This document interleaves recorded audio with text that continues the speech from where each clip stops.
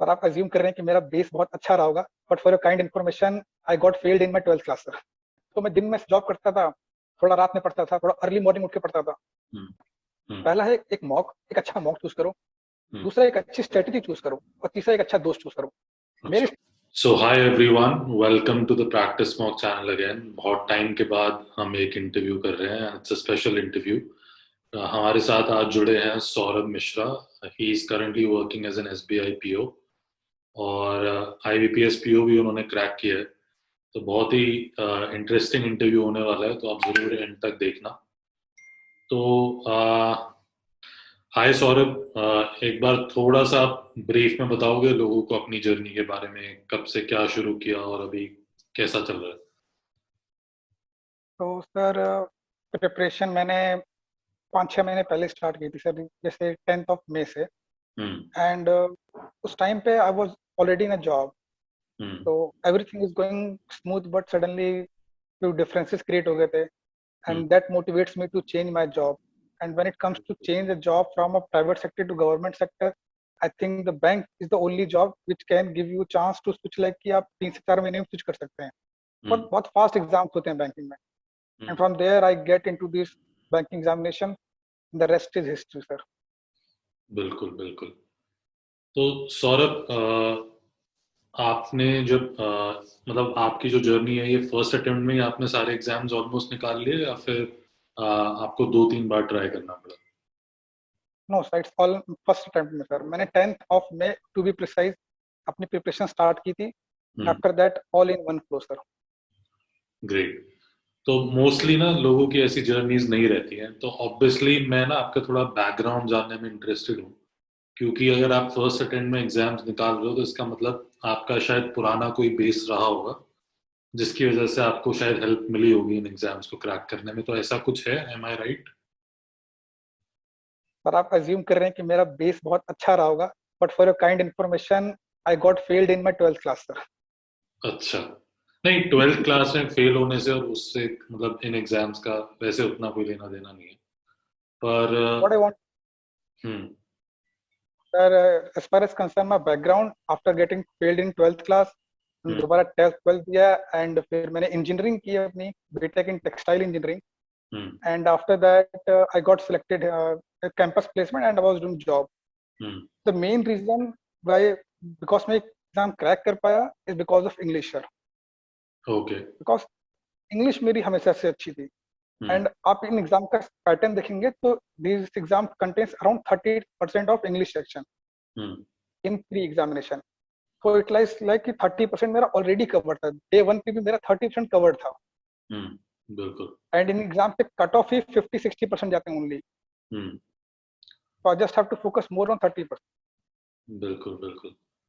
तो फिर ऑब्वियसली आप पहली बार सारे एग्जाम दे रहे थे, आप पहली बार ही एज एन एस्पायरेंट जैसे बोलेंगे, क्योंकि आप प्राइवेट जॉब में रहे तो आपने कभी कोई एग्जाम्स दिए नहीं ऐसे वाले। तो मन में थोड़ा सा डर था, क्योंकि प्राइवेट जॉब छोड़ रहे हो तो एक बड़ा प्रेशर आ जाता है कि फाइनेंशियली भी, और चीज़ें अगर नहीं होती सही तो फिर चीज़ें कई बार आप पे बर्डन बनने लगती हैं। तो ये जो आपका डिसीजन था ट्रांजिशन वाला, तो अल्टीमेटली आपने कैसे समझाया अपने आप को? चलो ठीक है, आपको जॉब पे डिफरेंसेस लग रहे थे, आपको कल्चर पसंद नहीं आ रहा था, जो भी वट एवर रीजन था, बट एक बहुत बड़ा जंप है। तो आपने कैसे कन्विंस्ड रहे और कैसे मोटिवेटेड रहे कि नहीं, मुझे ये करना ही है और मैं कर लूंगा? सर, जब मैंने आपको बताया 10th of May was that day जब मेरे से सब कुछ हुआ, I hmm, want to change again. Family वालों से मैंने बोला कि I want to quit my job and want to do preparation, hmm, since I belongs to a average middle class family.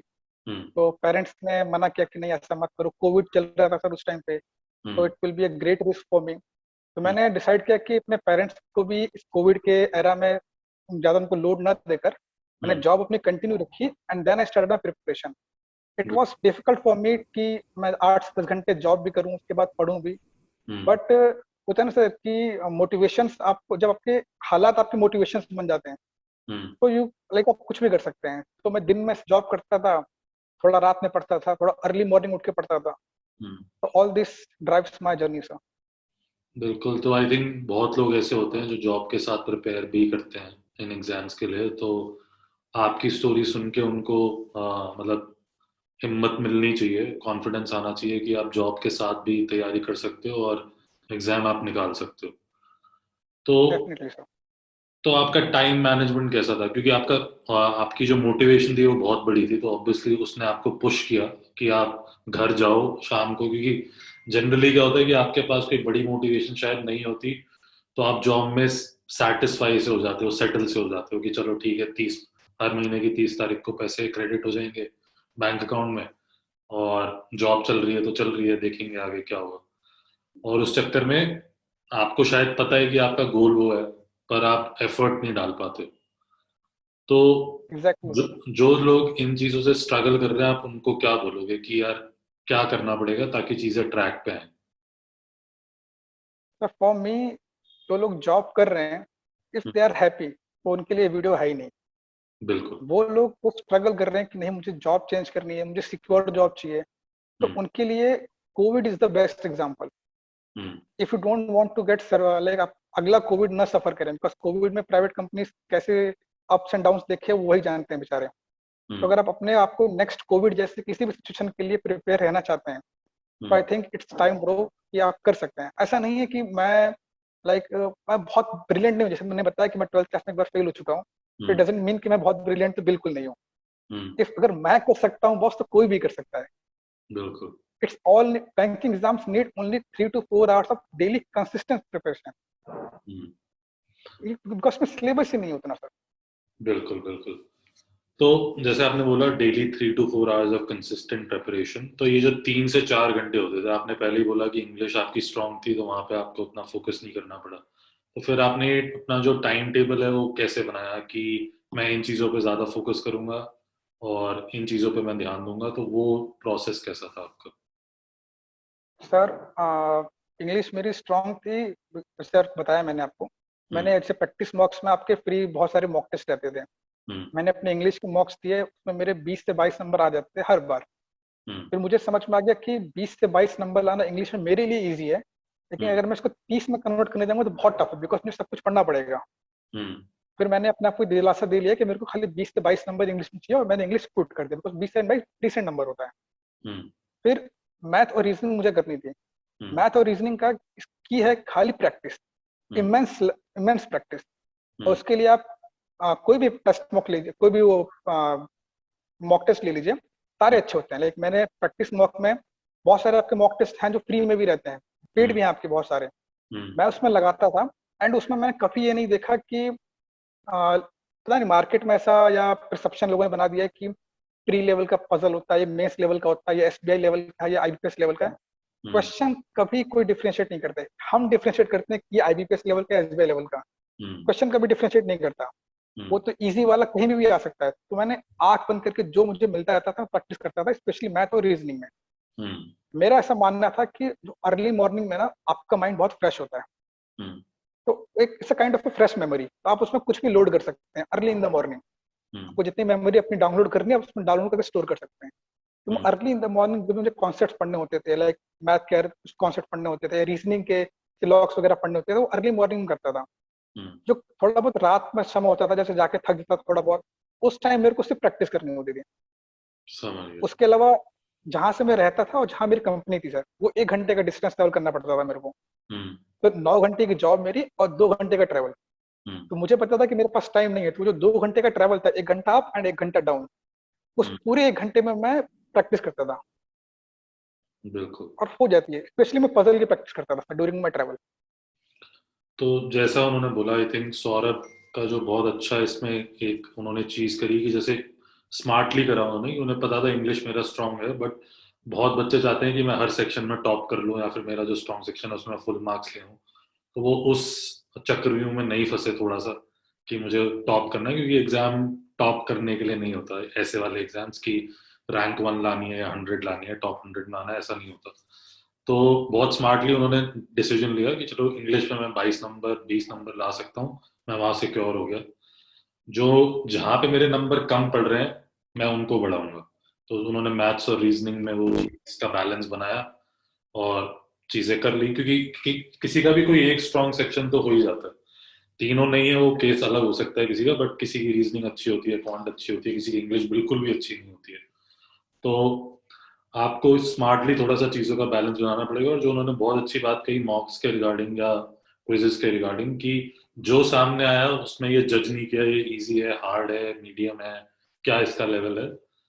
जो क्योंकि ऐसे ही एग्जाम की कहानी है, मतलब मॉक और एग्जाम में क्या मतलब चीज कॉमन है कि कुछ भी आ सकता है, कुछ भी सामने उस दिन क्या आ जाएगा आपको नहीं पता। तो वो बेटर है कि मतलब वही, मतलब जो एक सेलर होता है जब वो अपनी शिप निकालता है समुद्र में, तो उसे नहीं पता कि आज का दिन कैसे होने वाला है, कि लहरें कैसी आएंगी कैसी नहीं आएंगी। तो सेम आपके साथ है, आप भी उसी नदी में या समुद्र में सवार हो, आपको नहीं पता किस दिन क्या आ जाएगा, क्योंकि आप बिल्कुल सर। मल्टीपल एग्जाम्स दे रहे हो। तो आईबीपीएस का कैसा आएगा, क्लर्क का कैसा आएगा, एसबीआई का कैसा आएगा, आपको नहीं पता।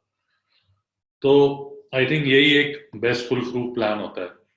तो अ, सौरभ, थोड़ा सा और आगे चलते हैं। अब हम बात करते हैं कि अभी आपको जॉब एक्सपीरियंस कैसा लग रहा है, क्योंकि आप एक ऐसी जगह से छोड़ के आए हो जहाँ पे आपको कल्चर शायद पसंद नहीं आ रहा था, डिफरेंसेस थे, आप खुश नहीं थे बेसिकली वहाँ। आज आप एसबीआई में हो।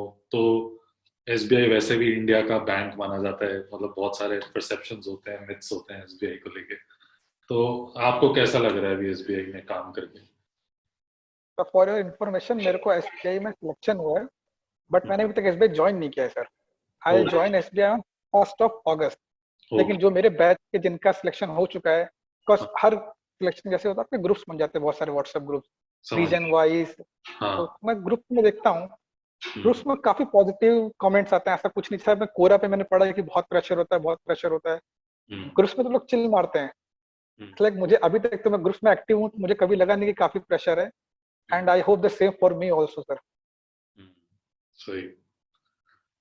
तो अच्छा, मतलब ठीक है आपका फर्स्ट स्टैंड में निकला, बट ये जो आपका जर्नी थी प्रेपरेशन की, जितने भी महीने की थी, तो इसमें ऑब्वियसली कुछ दिन ऐसे रहे होंगे जो दिन अच्छे नहीं होंगे, फ्रस्ट्रेशन होती होगी, चीजें पजल्स सॉल्व कर रहे हो नहीं हो रही हैं, मॉक्स में जितना स्कोर चाहिए क्लियर करने के लिए उतना नहीं आ रहा है। तो उस टाइम पे अपने आप को आप क्या समझाते थे कि यार मतलब दो तीन चीजें हो सकती हैं, एक है कि मैं गलत डायरेक्शन में जा रहा हूँ इसलिए शायद चीजें नहीं हो रही, तो उस डायरेक्शन को रेक्टिफाई करना है मुझे, उसको बदलना है। एक है कि मैं ज्यादा सोच रहा हूँ, या फिर मैं अभी टाइम कम दे रहा हूँ, मुझे और पेशेंस देना पड़ेगा, तब जाके चीजें सुधर जाएंगी।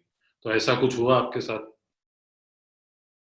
सर मैं ऐसा मानता हूँ कि जब भी आप ऐसे गवर्नमेंट हाईली कॉम्पिटेटिव एग्जाम की प्रिपरेशन करते हैं ना, हम्म, आपको तीन चीज हमेशा चूज करनी चाहिए। हम्म, पहला है एक मॉक, एक अच्छा मॉक चूज करो। हम्म, दूसरा एक अच्छी स्ट्रेटेजी चूज करो। और तीसरा एक अच्छा दोस्त चूज करो। मेरी अच्छा। इस पूरी प्रिपरेशन में दो चीज कांस्टेंट थी, एक मॉक टेस्ट, एक मेरा दोस्त। मेरा हम्म, एक दोस्त है, राहुल पटेल नाम है उसका। तो हम्म, एंटायर जनरेशन जो पूरी हमारी जर्नी थी, हम दोनों ने साथ में कवर किया। मैं ऐसा था कि मैं दिन भर पढ़ता था और रात में उससे कॉल पे आधे घंटे बात करता था। उससे हम्म, पढ़ाई की नहीं, ऐसे आलतू फालतू बातें भी करता था, बिकॉज माइंड को रिफ्रेशमेंट बहुत जरूरी होता है। हम्म, तो इतना उस जब मुझसे बात करता था ना, अगर सपोज मैंने मॉक दिया, मेरे मॉक में सेक्शन में बहुत कम नंबर आए, सपोज 35 में से मेरे 10 या 12 नंबर आए, हम्म, मैं उसको बताता था। तो फिर वो मुझे गाइड करता था कि हो सकता है कि यार ये गलती, स्ट्रेटेजी चेंज कर, पजल को पहले मत सॉल्व कर, पहले नॉन पजल सॉल्व कर। हम्म, बिकॉज मैंने कोचिंग कहीं नहीं किया, हम्म, लेकिन ऐसा मैं बोलता हूँ, लेकिन जब मैं रियलाइज करता हूँ तो मैंने कोचिंग की है। कैसे की है? अपने दोस्त से बात कर करके। हम्म, बिकॉज जब दो लोग बात करते हैं ना, तो बहुत सी चीजें निकल के आती हैं। हम्म, बहुत सी चीजें, गलतियां पकड़ में आती हैं, छोटी छोटी चीजें, माइन्यूट चीजें पकड़ में आती हैं। तो हम्म, उसके साथ मैं बात करता था ना, तो वही मेरा एक मोटिवेशन फैक्टर था कि उसने मुझे कभी लेट डाउन नहीं होने दिया। हम्म, कांस्टेंट थे हम लोग, पूरे एंटायर जर्नी में कांस्टेंट थे। बिल्कुल, एंड इसलिए अगर आप एक अच्छे टीचर खोज सकते हो तो अच्छे टीचर खोज लीजिए, अच्छा गाइड खोज लीजिए। हम्म, नहीं तो सिंपल बेस्ट है, एक अच्छा दोस्त खोज लीजिए, वो इजी रहता है मेरे ख्याल से। हम्म। तो ये मतलब हाँ, ऐसा कुछ हो तो बहुत बढ़िया ही रहता है, क्योंकि आ, सामने वाला आपको समझता भी है। दूसरी चीज ये हो जाती है कि आप जो नहीं देख पा रहे हो और जो नहीं सोच पा रहे हो, वो सामने वाला अपने नजरिए से समझ जाता है या सोच लेता है। तो वो जब चीजें कम्युनिकेट होती हैं आपस में, तो आपको पिक्चर थोड़ी सी साफ सी नजर आती है। तो एग्जैक्टली। ऑब्वियसली उसका फायदा होता है। तो हाँ, आपको करना चाहिए, मतलब जो भी लोग देख रहे हैं, जरूरी नहीं जैसे इनके केस में कोई दोस्त है, आपके केस में वो कोई भी हो सकता है, मतलब आपका भाई हो सकता है, बहन हो सकती है, कोई भी हो सकता है। तो जो भी आपका सपोर्टर है, मतलब जिस इंसान पे आपको ट्रस्ट है, आप उससे बात बिल्कुल कर सकते हो, क्योंकि वो आपको सही सलाह भी देंगे, और जो चीज़ आप गलत कर रहे हो उस पर टोकेंगे भी। और तो वो सारी चीज़ें इंपॉर्टेंट हो जाती हैं by the end of the day. तो सारी चीज़ें अपना अपना रोल प्ले करती हैं। तो सौरभ, घर वालों का क्या रिएक्शन था? क्योंकि ऑब्वियसली घर वाले को आपने ज़्यादा वैसे उस थॉट प्रोसेस में नहीं जाने दिया कि मैं बिल्कुल जॉब छोड़ के तैयारी करने बैठ जाऊंगा। आपने कंटिन्यूटी रखी कोविड के टाइम पे। तो अभी घर वालों का क्या मूड है, और उनका क्या कैसा रिएक्शन था उस टाइम जब पता लगा कि दो, एक नहीं दो दो सरकारी नौकरियां काइंड ऑफ मिल गई? तो मेरी फैमिली में ना, जो मेरे फादर साहब हैं, हम्म। उनसे मुझसे पहले पूछते थे क्या प्रिपरेशन कर रहा है, कैसा क्या कर रहा है, तो जॉब छोड़ने की बात कर रहा था। हम्म। मैंने उनको एक बार बैठ के बहुत आराम से समझाया था कि आप मुझसे कभी ये मत पूछना कि मैं कौन सा एग्जाम दे रहा हूँ, क्या नहीं दे रहा हूँ। हम्म। जब से मेरा सिलेक्शन हो जाएगा ना, यू विल ऑटोमेटिकली आपको पता लग जाएगा। हम्म। तो जिस दिन मेरा एसबीआई का रिजल्ट आया ना, मैंने किसी को कॉल नहीं की, लिटरली किसी को कॉल नहीं की। मैंने अपना जो ऑफर लेटर था उसका स्क्रीनशॉट लेके अपने व्हाट्सएप स्टेटस पे लगा दिया। And you won't believe, hardly 10 minute के अंदर मेरे पापा के पास 3 से 4 कॉल आ गए। Hmm. And he is like, congratulation Mishra ji, आपके बच्चे का सिलेक्शन हो गया, ये हो गया, वो हो गया। And hmm. He is like on another level. वो मुझे कॉल बैक कर रहे हैं, बोले कि तेरा सिलेक्शन हो गया, मुझे बताया। तो वो हम्म। जो फीलिंग होती है ना, जो मुझसे लगता है कि जितना ज्यादा मैं एक्साइटेड नहीं था, उतना ज्यादा मेरे पापा एक्साइटेड थे। वो तो। बिकॉज मेरे मामा, मेरे चाचा, मेरे दूर दूर गांव के जिन्हें मैं भी नहीं जानता हूँ, वो हम्म। कॉल करके उन्हें कॉन्ग्रेचुलेशन बोल रहे हैं। हम्म। एंड इट्स अ ड्रीम कि जब कोई आपका रिलेटिव आपके फेल होने पे आपके फादर्स को ताने मारता है, हम्म। सेम रिलेटिव आपके सिलेक्शन होने पे आपके पापा को आगे से कॉल करता है। हम्म। तो आई थिंक माई फादर, मेरे फादर ने दोनों चीजें देखी, and it's the best thing for him. Hmm. And जब मेरे मेरे फैमिली लाइक वो बिलीव भी नहीं कर पा रही थी। एक सिलेक्शन हुआ, तब ने कॉन्ग्रेचुलेट किया, फिर मेरा आईबीपीएस पीओ का रिजल्ट आया, मैंने फिर वही सेम प्रोसेस स्टेटस लगा दिया, फिर लोगों ने फोन किया। तो हम्म। अब मेरे पापा को ऐसा लगता है कि कहीं ऐसा ना हो कि अगले दिन वो उठे और एक और स्टेटस लगा दिखे उनको। हम्म। तो और बहुत। हम्म। मेरी फैमिली का रिलेशन तो ऐसा था sir. And when it comes to my friend, because मेरे फ्रेंड्स बहुत ज्यादा सर्कल थे। हम्म। तो जैसा मैंने बताया कि मेरा दोस्त था, इसका हम लोग साथ में प्रिपरेशन कर रहे थे। हम्म। तो उसके साथ मेरा कैसा केस हो गया था कि when he comes to know my selection ना, तो अपना वो मूवी देखी होगी अपने 3 इडियट्स सर, कि जब दोस्त फर्स्ट फेल हो जाता है तो दुख होता है, हम्म। फर्स्ट आ जाए तो ज्यादा दुख होता है। तो he gets into that kind of situation, but he is a good guy. And उसके अलावा मेरे बहुत सारे दोस्त थे, like Vikas, Jitendra, a lot of friends, सबने मुझे पर्सनली कॉन्ग्रेचुलेट किया। And what else I need कि मेरे दोस्त मेरे सक्सेस में मेरे साथ खड़े हों। बिल्कुल बिल्कुल। तो काफी चीजें बदल गई हैं आपके लिए, और बदलनी भी चाहिए। तो अभी आप वैसे मैरिड हो या सिंगल हो? अभी क्या है आपका? पर अभी तो सिंगल हूँ, बिकॉज मैरिड होता तो पढ़ ना पाता। नहीं, पर मेरे को लग रहा है काफी रिश्ते आ रहे होंगे आपके लिए, रिश्तेदारों में खबर तो फैली गई है। तो रिश्ते सर, स्नैक्स हर हफ्ते खत्म हो जा रहे हैं घर पे अब तो। बढ़िया। तो आ, यार ऑब्वियसली सबकी जर्नी एक जैसी नहीं होती, आपकी जर्नी बहुत अलग है, आपकी मोटिवेशन अलग है, किसी और के लिए कुछ अलग होगा। पर अगर मैं आपसे जाते जाते अभी ये पूछूं कि ये competitive exams from both point of views, एक है philosophical point of view, philosophical या साइकोलॉजिकल हम कह सकते हैं, दूसरा है टेक्निकल, कि वो एग्जाम्स क्या डिमांड कर रहे हैं आपसे। तो दोनों को अगर आप डिफाइन करोगे तो वो कैसे करोगे कि वो साइकोलॉजिकली आपसे क्या मांग रहा है और टेक्निकली आपसे क्या मांग रहा सर मुझे ऐसा लगता है कि जो एग्जाम्स हैं, स्पेशली बैंकिंग एग्जामिनेशन की बात करूं मैं, है? तो इसमें 3 4 पहले मैं मिथ बच्चों को दूर करना चाहूंगा। पहला मिथ है प्री और मेंस, कि हम्म। कुछ प्री लेवल पजल है, कुछ मेंस लेवल पजल है, कुछ प्री लेवल टी है, कुछ मेंस। ऐसा कुछ नहीं होता है। हम्म। जो प्री है वही मेंस है, और जो मेंस है वही प्री है। ये ऐसा मैं क्यों बोल रहा हूँ आपको मैं आगे बताऊंगा। हम्म। दूसरा, कि लोग सोचते हैं कि मैं 100% सिलेबस कंप्लीट करने के बाद प्रिपरेशन या प्रैक्टिस चालू करूंगा। हम्म। बट उनको समझना चाहिए कि अगर प्री की बात करूं मैं, तो 100 आउट ऑफ 50 या 60 कट ऑफ जाती है। हम्म। इसका मतलब ये है कि बैंक आपसे खुद कह रहा है कि बेटा आप 40% सिलेबस छोड़ के आओ, हम्म। मुझे आपका सिर्फ 60% ही नॉलेज चाहिए। एंड हम्म। वो मेरे लिए मोर देन इनफ है। तो अगर आपका 50 60% सिलेबस है कंप्लीट, इसका मतलब आप परफेक्ट है बैंकर बनने के लिए। हम्म, थर्ड, जो मैं आपसे कह रहा हूँ कि प्री और मेंस लेवल अलग अलग क्यों नहीं होता है, बिकॉज मेंस में आप देखेंगे अगर एसपीआई की बात करूँ तो 250 नंबर का होता है including descriptive. Hmm, cut off around 90 to 100 जाती है। हम्म, इसका मतलब क्या है कि आप 250 नंबर के पेपर में 150 नंबर का छोड़ सकते हो। हम्म, आपको अगर ये परसेप्शन है कि 150 नंबर का छोड़ सकते हो, इसका मतलब कुछ 100 नंबर का करना है, और जो हम्म, 100 नंबर का करना है वो प्री लेवल का ही होता है। जो हम्म, मेंस लेवल का, लिटरली मेंस लेवल का होता है ना, वो 150 नंबर का होता है, जो हमें करना ही नहीं है बेसिकली। हम्म, तो you should always be focus कि आपको क्या करना है और क्या नहीं करना है। हम्म, तो मार्केट में जितने भी मिथ है प्री और मेंस, ऐसा कुछ नहीं होता है। दूसरा, आप जब मेंस का पेपर लिखते हैं ना सर, प्री में आपकी स्पीड चेक करते हैं, वो आपकी एक्यूरेसी चेक करते हैं, लेकिन जब मेंस लिखते हो आपका कुछ चेक नहीं करते हो, आपका सिर्फ पेशेंस और प्रेशर हैंडलिंग सिचुएशन चेक करते हो। हम्म, बिकॉज आपको वो 10 हार्ड हार्ड क्वेश्चन के बीच में एक इजी क्वेश्चन फिट करके देते हैं, हमको वो इजी वाला ही करना होता है। हम्म, लेकिन आप 10 हार्ड हार्ड के बीच में अटेम्प्ट करके उसको फिर छोड़ के डीमोटिवेट होके फिर से मोटिवेट होके, तो 3 घंटा होता है, ये सब कुछ हो जाता है 3 घंटे में। एक राजा मौली एक मूवी बना देते हैं, इसमें इतने सारे इमोशंस होते हैं। सेम हम्म, हमारे एग्जाम में भी होता है। कभी हम्म, आप हाई 4-5 क्वेश्चन आपके लगातार अच्छे हो गए, सही हो गए, तब टॉप पे होते हैं। तो हम्म, 2-3 क्वेश्चन लगातार आपसे गलत हो गए तब बॉटम पे आ जाते हैं। It's all kind of a movie of 3 hours. Hmm, और इसके बाद तो आपको जस्ट आपको प्रेशर हैंडल करना होता है मेंस में। हम्म, और जब लास्ट में बात करते हैं हम लोग इंटरव्यू की, हम्म, मैंने इंजीनियरिंग कॉलेज से हूँ तो मैंने प्लेसमेंट के लिए बहुत सारे इंटरव्यू दिए हैं, ट्रेनिंग के लिए बहुत सारे इंटरव्यू दिए हैं, but I hmm, can bet you मेरा एसबीआई का इंटरव्यू आज तक का सबसे वर्स्ट इंटरव्यू था। अच्छा, मुझे कुछ भी नहीं आता था बैंकिंग रिलेटेड, मुझे सिंपल सिंपल बेसिक टर्म्स नहीं आते थे, but hmm, still I got 43 out of 50। It's hmm, decent marks, 43 out of 50। Hmm, क्यों? बिकॉज आई थिंक कि वो मेरे नॉलेज कभी चेक कर ही नहीं रहे थे, हम्म, वो मेरी पर्सनैलिटी चेक कर रहे थे, how I handle the pressure. वो हम्म, आपको एक ही क्वेश्चन के लिए बार बार डिग आउट करेंगे कि आपके मोरली आपको हम्म, सिचुएशन में डाल के। तो अगर आप सिचुएशन हैंडल करना जानते हैं हम्म, तो banking interviews are only for you.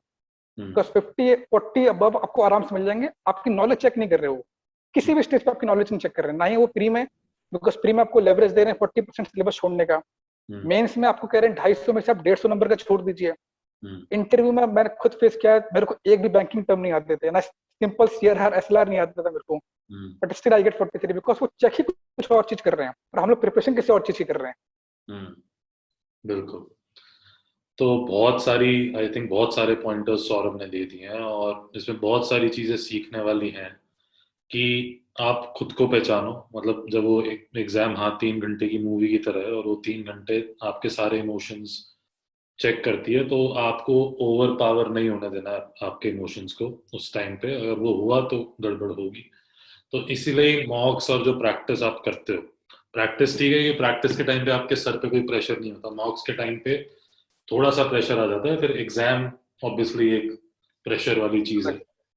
तो मॉक्स में आप जितना सिर्फ अपनी प्रैक्टिस को जज करने के अलावा खुद को भी जज करोगे कि मैं कैसे सोचता हूँ, मैं कैसे चीजों पे रिएक्ट करता हूँ, जब मेरे पास हार्ड क्वेश्चन सामने आता है तो मेरे दिमाग में क्या चलता है, और अच्छा ऐसा हो रहा है तो मुझे क्या चेंज करना चाहिए, क्या मुझे चीज। जैसे उन्होंने बहुत अच्छे से बोला कि एसबीआई चाहता ही नहीं है कि भाई तुम्हें वो सारे क्वेश्चन अटेम्प्ट करने हैं, बट हम जबरदस्ती अपना स्कोर बढ़ाने के लिए या फॉर वट एवर रीजन हम में फंस जाते हैं, उलझ जाते हैं, तो वो नहीं करना है। क्योंकि अल्टीमेटली आप जब किसी भी जॉब में जाओगे, चाहे प्राइवेट हो, गवर्नमेंट हो, जो भी हो, हर जगह प्रेशर आता है, हर जगह चैलेंजेस आते हैं।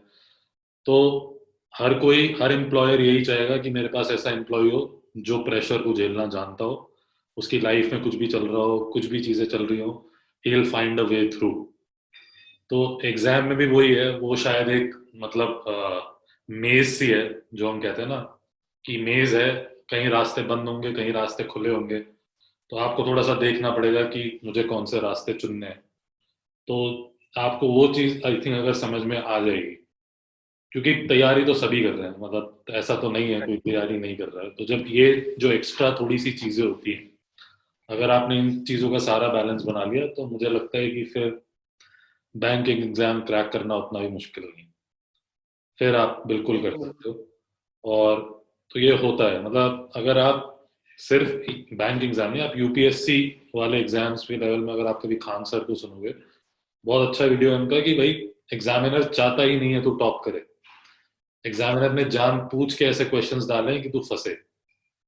तो Exactly. ये माइंडसेट आपको बनाना पड़ेगा कि मैं ये नहीं कह रहा कि आपको मेहनत नहीं करनी है टफ क्वेश्चंस के लिए, मैं ये तो बिल्कुल भी नहीं कह रहा हूँ। इसका मतलब ये नहीं है कि हम इजी इजी चीजें करके खुश हो जाए, मैं ऐसा कुछ भी नहीं कह रहा।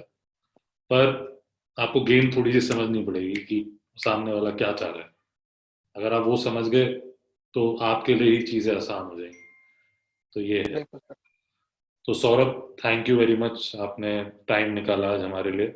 और जल्दी ये इंटरव्यू आ जाएगा, लाइव हो जाएगा, और I am very very sure बहुत लोग इसको पसंद करने वाले हैं, क्योंकि आपने बहुत ऑनेस्टली चीज़ें रखी हैं और बहुत ऑनेस्टली अपना ओपिनियंस हमारे साथ शेयर किए आज। तो all the best for your upcoming job, for your journey. हम चाहते हैं कि सब अच्छा हो आपके साथ, और आपके फादर का जो, मतलब अब जो प्राउड वाली फीलिंग है, जो 56 इंच का सीना हो गया, वो और भी बड़ा हो जाए आगे जाके। तो यही मेरी शुभकामनाएं आपके लिए। So all the very best and thank you so much. Thank you, sir. Thank you. Thanks a lot. Okay.